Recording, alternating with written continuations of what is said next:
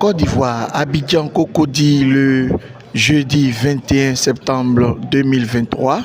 Nous avons eu une interview avec le président Lassine Camara, président de l'Union internationale des journalistes africains.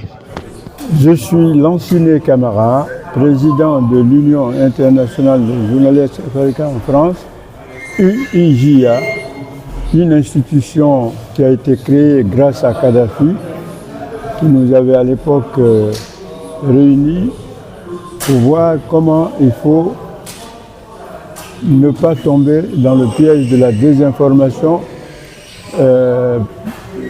initiée par de puissants médias étrangers. C'est Kadhafi qui nous a réunis et qui nous a permis de lancer l'Union internationale des journalistes africains pour éviter le colonialisme médiatique, disait-il, puisqu'il en était victime. Je suis très fier d'être le président d'une telle institution, même si Kadhafi lui-même a été assassiné par la suite. Maintenant, pourquoi je suis aujourd'hui à Abidjan? Je suis invité par le président Alafé Ouakili, fondateur et président directeur général de l'intelligence d'Abidjan, qui a déjà fait une première édition pour parler de son journal, de ses objectifs, et bien sûr de sa vision de l'information en Côte d'Ivoire et en Afrique.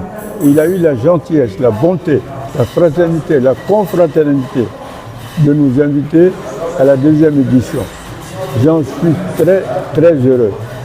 D'abord parce que ça s'est très bien passé. Ensuite, on a mis les femmes en valeur, les femmes ivoiriennes, les femmes africaines, les femmes du monde entier ont été à la fois saluées, honorées. Et moi-même, en tant qu'initiateur du prix Myriam Makeba de l'Union internationale des journalistes africains, je me suis dit que non seulement toutes les femmes ivoiriennes sont des Myriam Makeba, par le combat, par la patience, par la profondeur de l'éducation, toutes les femmes ivoiriennes doivent être considérées comme des Myriam Makeba. Pour plusieurs raisons. Quand vous voyez nos enfants aller mourir, par exemple, dans les eaux occidentales, que ce soit en Italie, que ce soit en Grèce, que ce soit en Espagne, mais il faut nos mamans pour leur dire, pour éduquer nos enfants et leur dire que le meilleur bonheur, la meilleure vie, c'est en Côte d'Ivoire, c'est à Bouaké, c'est à Korogo, c'est à Man, c'est à Daloa. Il faut stabiliser tous ces jeunes gens. Et on ne peut le faire qu'avec toutes les femmes ivoiriennes, toutes les femmes africaines. Il faut que nos enfants comprennent que l'Occident qui fait miroiter des images plus ou moins paradisiaques, que ce ne sont que ce qu'on appelle, c'est une façon de traumatiser ou à la limite même de désinformer, au point de faire croire aux enfants qu'ils ne peuvent plus rester ici en Côte d'Ivoire. De ce point de vue, il y a eu beaucoup de débats là-dessus. On a dit qu'il faut que nos enfants prennent conscience qu'en restant au pays, ils seront beaucoup plus utiles et naturellement ils vivront mieux qu'en allant mourir dans les eaux occidentales. De ce point de vue, on a parlé de la jeunesse, de l'éducation. On a parlé aussi de la bonne gouvernance. Et là, je rends hommage au président Ouattara. Je vois Abidjan, une ville qui continue à être une sorte de Dubaï. Je vois Abidjan des ponts magnifiques. Je crois que le prochain Dubaï, ce sera plutôt Abidjan. Et c'est en bonne voie. De ce point de vue, je salue le président Ouattara. Et en plus, ce qui m'a plu, c'est que tous les Africains, ils sont ici reçus de manière fraternelle, comme au temps du président Houphouët-Boigny.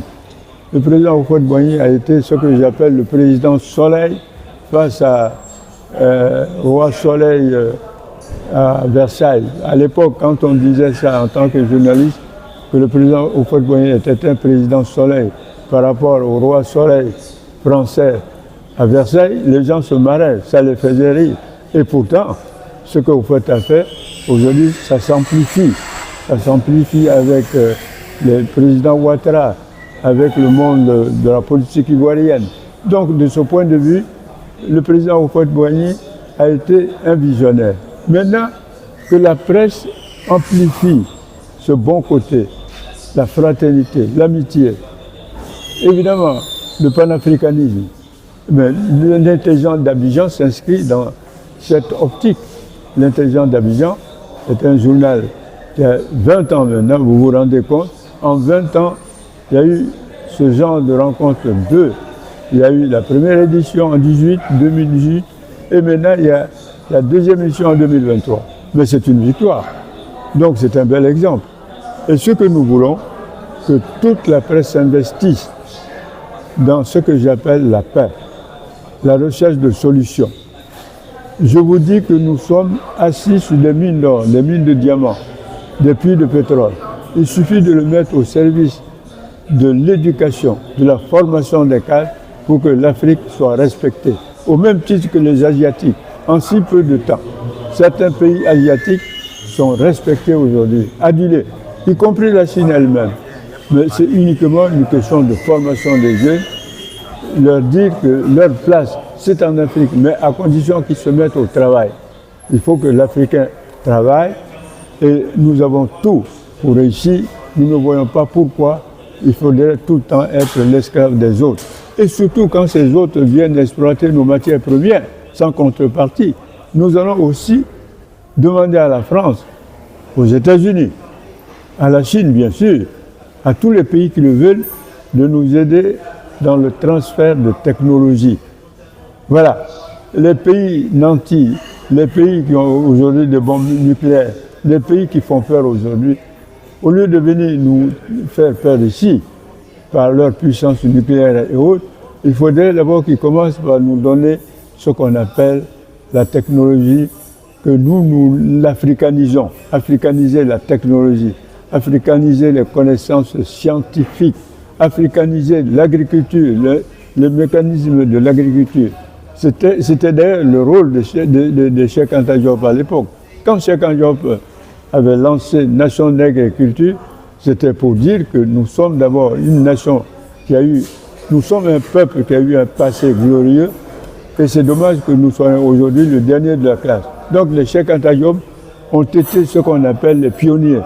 C'était ceux qui avaient de grandes idées, et c'est la raison pour laquelle il faut saluer l'université Cheikh Anta Diop à Dakar, parce que aujourd'hui, Cheikh Anta Diop avait parfaitement raison. Il faut d'abord des techniciens, il faut de la politique bien sûr, mais il faut aussi des médecins, il faut des agriculteurs, il faut des agronomes, il faut des ingénieurs, leur bonne formation. Et là, nous allons nous battre pour qu'il en soit ainsi. Je salue donc votre journal et je salue une fois de plus toutes les femmes ivoiriennes que je considère comme des Mieux Makeba. Je salue l'intelligence d'Abidjan qui est justement ce qu'on appelle l'avant-garde même du départ panafricain de la presse. Il n'est pas normal que ce soit uniquement les puissants médias étrangers qui viennent faire la loi en Côte d'Ivoire ou ailleurs en Afrique. Ce n'est pas normal. Il faut que les journalistes ici, eux-mêmes, relèvent la situation, analysent la situation, envoient les meilleures informations sans jamais tricher, afin que la Côte d'Ivoire et toute l'Afrique retrouvent ce que j'appelle un avenir meilleur.